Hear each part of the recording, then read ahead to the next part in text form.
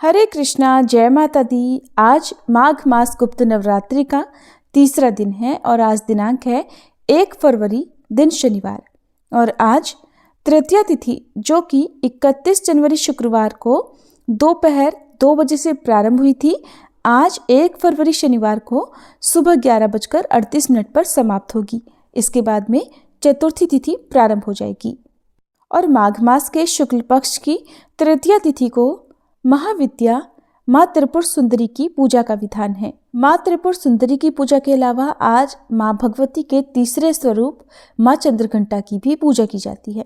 तो आज की इस वीडियो में आप सुनेंगे महाविद्या माँ त्रिपुर सुंदरी की संपूर्ण कथा, साथ ही वीडियो के लास्ट में सुनेंगे श्री दुर्गा कवच पाठ का हिंदी अनुवाद भी। अगर आपको जानकारी अच्छी लगे तो वीडियो को लाइक करके कमेंट बॉक्स में जय माता दी जरूर लिखिएगा। अगर कोई सच्चे मन से माँ त्रिपुर सुंदरी की पूजा करता है तो उसके जीवन की सभी समस्याएं दूर हो जाती हैं और ऐसे भक्त को सुख और समृद्धि की प्राप्ति होती है।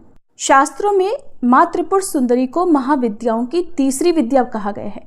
ऐसा माना जाता है कि माँ त्रिपुर सुंदरी तीनों लोकों में सबसे सुंदर है। माँ त्रिपुर सुंदरी को षोडशी, ललिता और राजेश्वरी भी कहते हैं। शास्त्रों में माँ त्रिपुर सुंदरी को माँ पार्वती का प्रतिनिधित्व करने वाली देवी बताया गया है, इसलिए माँ त्रिपुर सुंदरी को तांत्रिक पार्वती भी कहा जाता है। माँ त्रिपुर सुंदरी 16 वर्ष की कन्या के रूप में दिखाई देती हैं। शास्त्रों में वर्णन मिलता है कि माँ त्रिपुर सुंदरी अर्थात माँ षोडशी का रंग सुनहरा लाल होता है। माँ दुर्गा के समस्त रूपों में से एक रूप जगत प्रसिद्ध देवी त्रिपुर सुंदरी का है। माँ त्रिपुर सुंदरी तीनों लोकों में सबसे सुंदर और सभी कर्मों का बहुत ही जल्दी फल प्रदान करने वाली देवी होती हैं। माँ त्रिपुर सुंदरी 16 कलाओं से युक्त 16 वर्ष की कन्या की तरह हजारों सूर्य का तेज अपने अंदर समाहित किए हुए हैं। माँ की पूजा करने से मनुष्य को सभी प्रकार के ऐश्वर्य और भोग की प्राप्ति के साथ ही मृत्यु के पश्चात मोक्ष की भी प्राप्ति होती है। माँ षोडशी को यौवन और आकर्षण की देवी माना जाता है। इनका पूजन करने से आकर्षण और सौंदर्यता की प्राप्ति होती है। अगर किसी के दाम्पत्य जीवन में हमेशा कलह होता हो और अगर आपका कोई प्रिय आपसे नाराज हो गया हो, समाज में मान सम्मान पद प्राप्त करने के लिए या फिर किसी व्यक्ति को सम्मोहित करने के लिए माँ षोडशी की पूजा की जाती है। इनकी उपासना करने से भोग और मोक्ष की प्राप्ति होती है। माँ की 4 भुजाएं हैं। ये अपनी भुजाओं में पाश, अंकुश, धनुष और बाण धारण करती हैं। श्रद्धा पूर्वक माँ की पूजा करने से मनुष्य को सुख, शांति और समृद्धि के साथ मुक्ति भी मिलती है। अगर कोई व्यक्ति सच्चे मन से माँ त्रिपुर सुंदरी की पूजा करता है तो वो आसानी से अपने शरीर, मन और भावनाओं को नियंत्रित कर सकता है। माँ षोडशी की पूजा करने से पारिवारिक सुख और अनुकूल जीवन साथी भी प्राप्त होता है। इसलिए गुप्त नवरात्रि में मुख्य रूप से माँ षोडशी की पूजा करने का नियम है। माँ की पूजा करने के लिए सूर्यास्त से पहले स्नान करने के बाद सफ़ेद रंग के वस्त्र धारण करें। सफ़ेद ना हो तो हल्के रंग के वस्त्र धारण करके भी पूजा कर सकते हैं। अब एक लकड़ी की चौकी पर गंगा जल छिड़ककर उसे शुद्ध कर लें। उत्तर दिशा की ओर मुंह करके बैठें। चौकी पर सफ़ेद या गुलाबी रंग का वस्त्र बिछाकर माँ की तस्वीर की स्थापना करें। अगर आपके पास माँ षोडशी की माँ त्रिपुर सुंदरी की तस्वीर या प्रतिमा नहीं है तो आप श्री यंत्र की भी स्थापना कर सकते हैं। इसके बाद माँ को कुमकुम लगाएं, उन्हें अक्षत, पुष्प, फल, फूल अर्पित करें।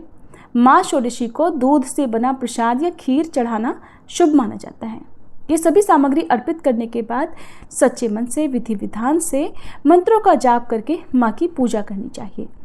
ओम ऐं ह्रीं श्रीं त्रिपुर सुंदरिये नमः, इस मंत्र का 108 जाप करना चाहिए।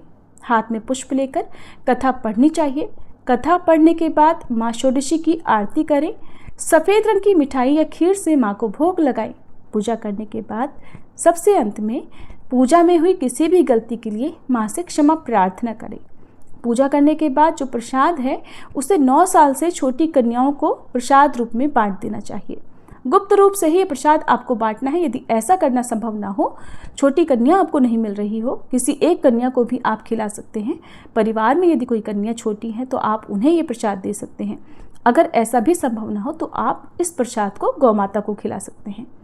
पौराणिक कथा के अनुसार जब भगवान शिव ने क्रोध के कारण कामदेव को अपना तीसरा नेत्र खोलकर भस्म कर दिया था, उस समय भगवान शिव के गणों ने उस भस्म को समेटकर उसे गीला करके एक सुंदर पुतला बनाया और भगवान शिव से कहा कि हे प्रभु, इस पुतले में प्राण प्रतिष्ठा कर दीजिए।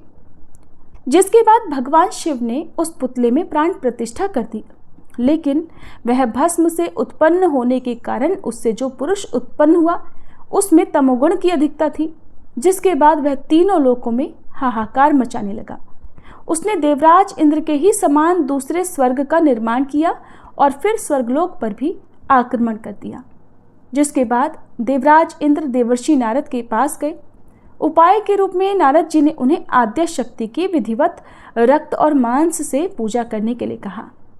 देवराज इंद्र ने ऐसा ही किया, जिसके बाद देवी षोडशी का जन्म हुआ और फिर त्रिपुर सुंदरी अर्थात माँ षोडशी ने उस असुर का वध करके देवताओं को स्वर्गलोक की वापस प्राप्ति कराई। एक और पौराणिक कथा के अनुसार भगवान शंकर को हृदय में धारण करने पर सती नैमिष लिंग धारिणी नाम से विख्यात हुई और उन्हें ललिता देवी के नाम से पुकारा जाने लगा। एक और कथा के अनुसार ललिता देवी का प्रादुर्भाव तब होता है जब भगवान द्वारा छोड़े गए चक्र से पाताल समाप्त होने लगा था। इस स्थिति से विचलित होकर ऋषि मुनि भी घबरा गए और संपूर्ण पृथ्वी धीरे धीरे जलमग्न होने लगी। तब सभी ऋषि माता ललिता देवी की उपासना करने लगे। उनकी उपासना से प्रसन्न होकर देवी प्रकट हुई और इस विनाशकारी चक्र को उन्होंने थाम लिया और फिर सृष्टि को नवजीवन मिला। महाविद्या माँ त्रिपुर सुंदरी शांत मुद्रा में लेटे हुए सदाशिव की नाभि से निर्गत कमल आसन पर विराजमान है। 4 भुजाओं में देवी के पाश, अंकुश, धनुष और बाण हैं। तीनों नेत्रों से युक्त और मस्तक पर अर्धचंद्र को धारण करती हैं। मान्यता है कि माँ त्रिपुर सुंदरी की पूजा अर्चना करने से भक्तों की सभी मनोकामनाएं पूर्ण हो जाती हैं। ये थी महाविद्या माँ त्रिपुर सुंदरी की कथा। आप सुनिए श्री दुर्गा कवच पाठ का हिंदी अनुवाद।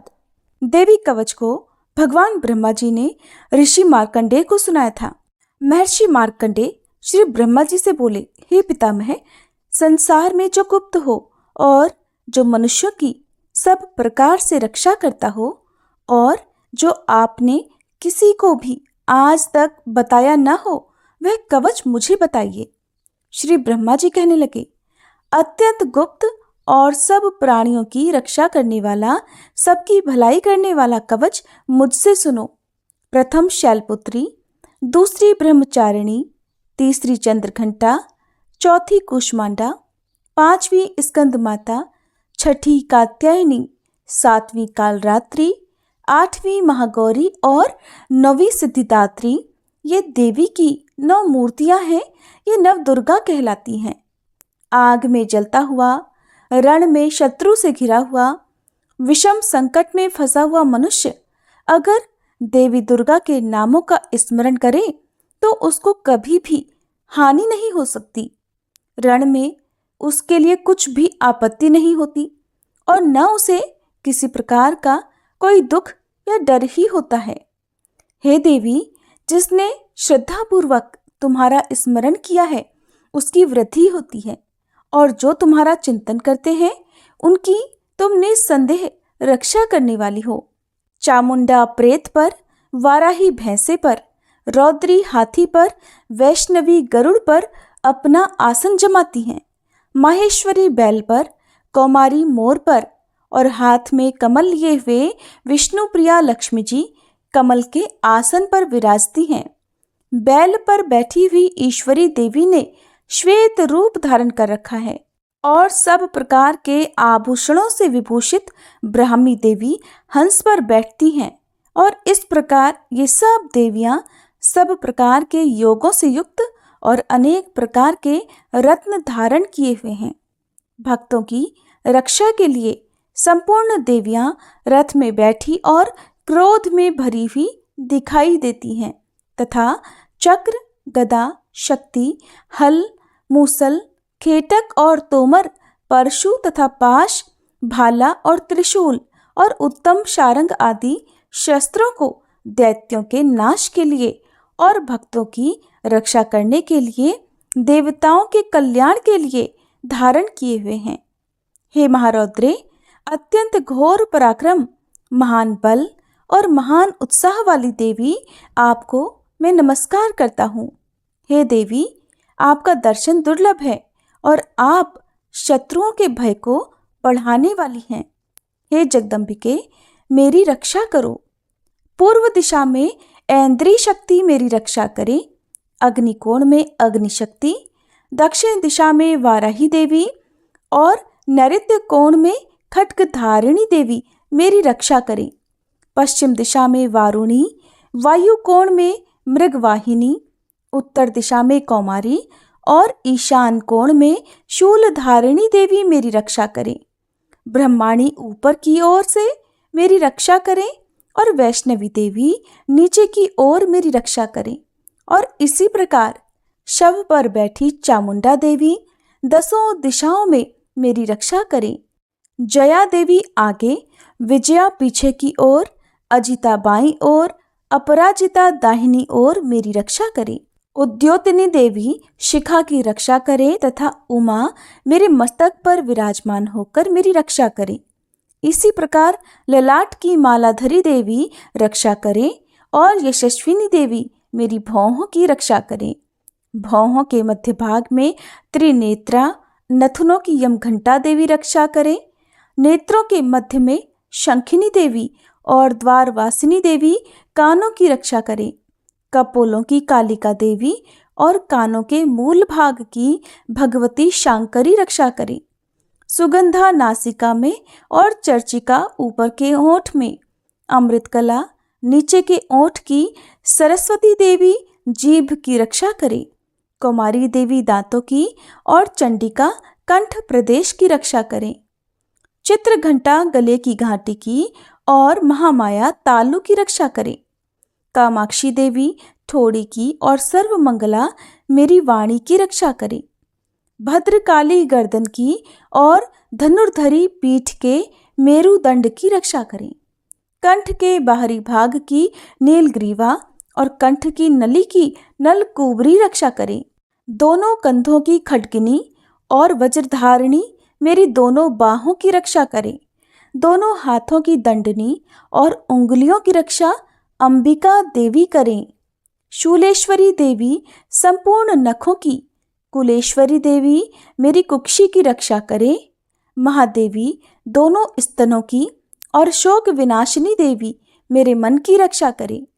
ललिता देवी हृदय की और शूलधारिणी उदर की रक्षा करे। कामिनी देवी नाभि की, गुह्येश्वरी गुह्य भाग की, पूतना और कामिका लिंग की और महिषवाहिनी गुदा की रक्षा करे। संपूर्ण कामनाओं को पूर्ण करने वाली महाबला देवी दोनों जंघाओं की रक्षा करे। विंध्यावासिनी दोनों घुटनों की और तेजसी देवी दोनों पांवों के पृष्ठभाग की, श्रीधरी पांवों की उंगलियों की, तलवासिनी तालुओं की, दृष्टा कराली देवी नखों की, ऊर्ध्व केशिनी केशों की, बागेश्वरी वाणी की रक्षा करे।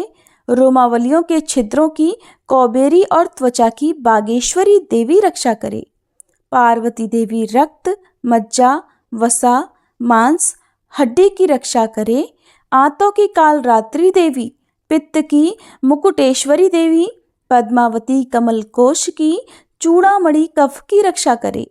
ज्वालामुखी नसों के जल की रक्षा करे। अभेद्या देवी शरीर के सब जोड़ों की रक्षा करे। ब्रह्माणी मेरे वीर की, छत्रेश्वरी देवी छाया की और धर्मधारिणी देवी मेरे अहंकार, मन और बुद्धि की रक्षा करे। प्राण, अपान, व्यान, उदान और समान की वज्रहस्ता देवी रक्षा करे। कल्याण शोभना मेरे प्राणों की रक्षा करे। रस, रूप, गंध, शब्द और स्पर्श इन विषयों का अनुभव करते समय योगिनी देवी मेरी रक्षा करे तथा सत्वगुण, रजोगुण और तमोगुण की रक्षा नारायणी देवी करे। आयु की रक्षा वाराही देवी करे। वैष्णवी धर्म की तथा चक्रिणी देवी मेरे यश, कीर्ति, लक्ष्मी, धन और विद्या की रक्षा करे। इंद्राणी मेरे शरीर की रक्षा करे और हे चंडिके, आप मेरे पशुओं की रक्षा करिए। महालक्ष्मी मेरे पुत्रों की रक्षा करे और भैरवी मेरी पत्नी की रक्षा करे। राजा के दरबार में महालक्ष्मी तथा सब ओर व्याप्त रहने वाली विजया देवी चारों ओर से मेरी रक्षा करे। जो स्थान रक्षा से रहित हो और कवच में रह गया हो, उसकी पापों का नाश करने वाली जयंती देवी रक्षा करे। अपना शुभ चाहने वाले मनुष्यों को बिना कवच के एक पल भी कहीं नहीं जाना चाहिए, क्योंकि कवच रखने वाला मनुष्य जहाँ जहाँ भी जाता है वहाँ वहाँ उसे अवश्य धन लाभ होता है और वह सफलता प्राप्त करता है। वह जिस अभीष्ट वस्तु की इच्छा करता है वह उसको इसी कवच के प्रभाव से अवश्य मिलती है और वह इसी संसार में महा ऐश्वर्य को प्राप्त होता है। कवचधारी मनुष्य निर्भय होता है और वह तीनों लोकों में माननीय होता है। देवी का यह कवच देवताओं के लिए भी अत्यंत दुर्लभ है।